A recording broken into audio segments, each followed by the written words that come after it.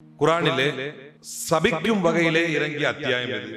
தப்பத் யதா அபீ லஹப் வ தப் மா அக்னா அன்ஹு மாலுஹு வ மா கஸப். சூரத் தப்பத் யதா இறங்குச்சு. தப்பத் யதா இறங்கி அபூ லஹபையும் அவனுடைய மனைவியையும் சபித்தது ஆயத். சரிங்களா?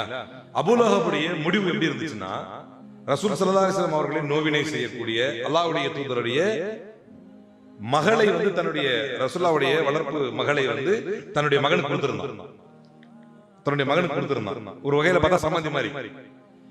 இந்த இஸ்லாம நபி ஸல்லல்லாஹு அலைஹி வஸல்லம் சொன்னதனால அவன் என்ன பண்ணா அப்படின்னா, அவங்களுடைய தலாக் கொடுக்க வச்சான், அல்லது தொல்லை கொடுக்க வச்சான், தலாக் கொடுக்க சொல்லி கட்டாயப்படுத்தினான், நிர்பந்தப்படுத்தினான். இப்படி ஒவ்வொரு வார்த்தையில சொல்ல முடியாது.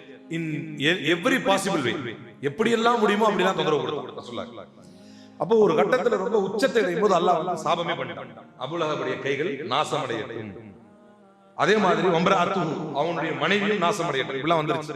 இந்த சம்பவத்தை ஏன் இப்ப சொல்றேன் அப்படின்னா, இந்த ஆயத்து இறங்கி இந்த அத்தியாயம் இறங்கி அதற்கு பின்னால் கிட்டத்தட்ட ஒரு 2 ஆண்டுகள் உயிரோட வாழ்றான்.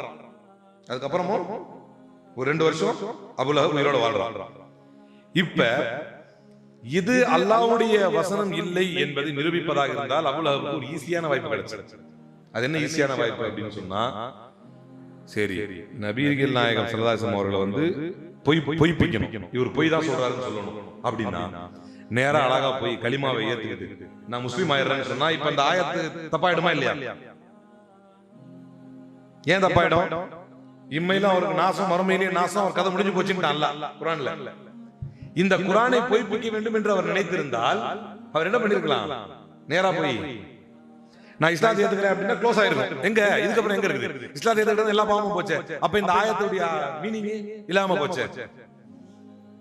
ஆனால் இதை கூட அவரால் செய்ய முடியவில்லை. காரணம், இது அல்லாஹ் அல்லாத வேறு யாரிடமிருந்தும் வரவில்லை, இது அல்லாஹ்விடமிருந்து வந்தது.